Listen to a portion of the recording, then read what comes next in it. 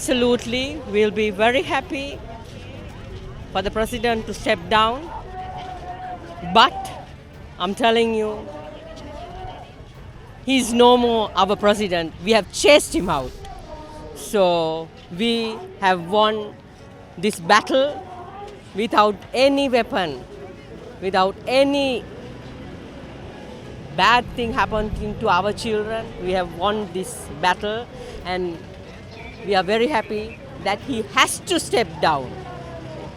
He will and he must step down, and we will be very happy.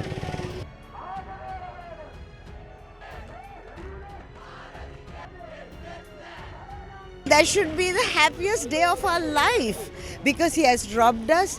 I mean, he has robbed his country. Can't you see how many people are walking? We haven't yet won because we can't get his money back, but we are the happiest people.